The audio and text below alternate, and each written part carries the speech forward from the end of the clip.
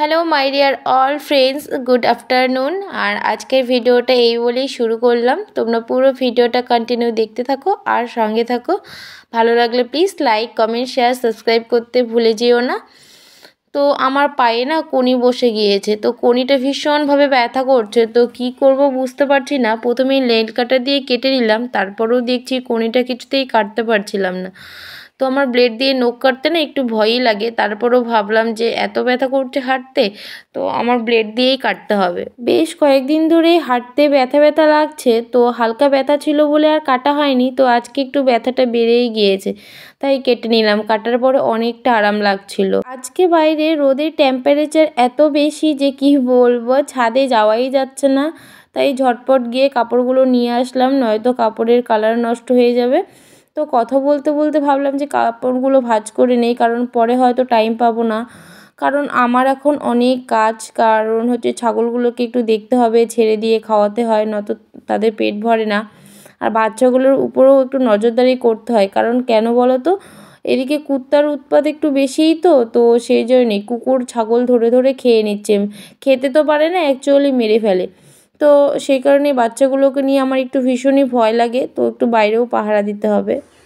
Hi friends, welcome back to my channel. নতুন একটা ব্লগে তোমাদের সকলকে ওয়েলকাম। তো চলো পুরো ভিডিওটা কন্টিনিউ দেখতে থাকো, সঙ্গে থাকো যা যা করছি। লক্ষ্মীকে আর চন্দ্রমুখীকে ছেড়ে দেবো, কারণ তাদের দেখো একেবারেই পেট ভরেনি, আর ছেড়ে দিলে ধান খেতে খাবে। ধান কিন্তু এরা খায় না, ধান খেতে আলিগুলোতে খায়, তো তাতেই তাদের পেট ভরে যাবে। তো ছেড়ে দেবো বলে চেষ্টা করছি, এক হাত দিয়ে কিছুতেই পারছি না, সমস্যা হচ্ছে। তো তারপরে ক্যামেরাটা একটু সাইডে সরিয়ে রেখে তারপরেই খুলতে পারলাম। তো চলো তাহলে তাকে ছেড়ে দেই আর কি। আর লক্ষ্মীরকে আমি ট্রিটমেন্ট করছি, কারণ তার বেবি হওয়ার পরে তার শরীরটা একেবারেই ঘেটে গেছে, আর সেই জন্য সুস্থ স্বাভাবিক হয়, সেই জন্যই আমি তার ট্রিটমেন্ট করা শুরু করে দিয়েছি।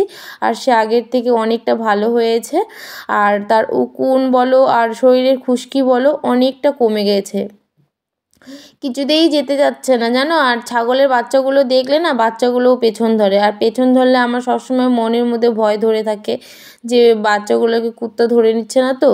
আর বড় ছাগলগুলোকে ছেড়ে দিলে না, আমি ওই ছাদের উপরে উঠে উঠে একটু লক্ষ্য দিলেই দেখা যায় বাড়ির পেছনে যে ছাগলগুলো কোথায় আছে, আর ডাক দিলে অবশ্য চলে আসে। ছাগলগুলো ছেড়ে দেওয়ার তো অনেকক্ষণই হলো, এখন মনে হয় চলে আসছে, তাই পিছনে গিয়ে দড়ি দিয়ে বেঁধে রাখি।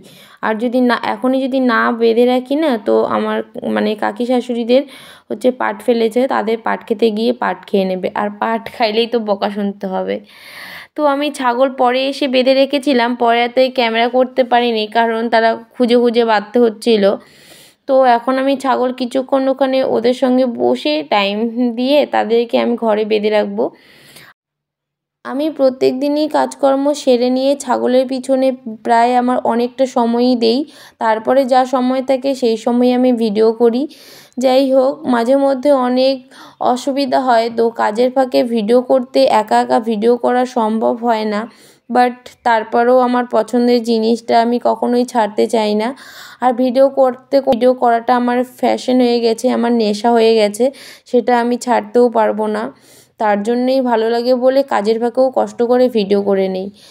তো তোমরা আমার ভিডিও দেখছো, সবাই রেসপন্স করো, আর হচ্ছে লাইক, কমেন্ট, শেয়ার, সাবস্ক্রাইব করে দিও। তো আমার ছাগলগুলো ঘরের মধ্যে বাঁধা হয়ে গিয়েছে, তো এখন আমি ফ্রেশ হয়ে একটু বাইরে বেরোবো।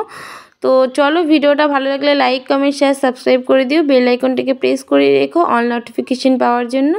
Tata, bye bye my dear all friends.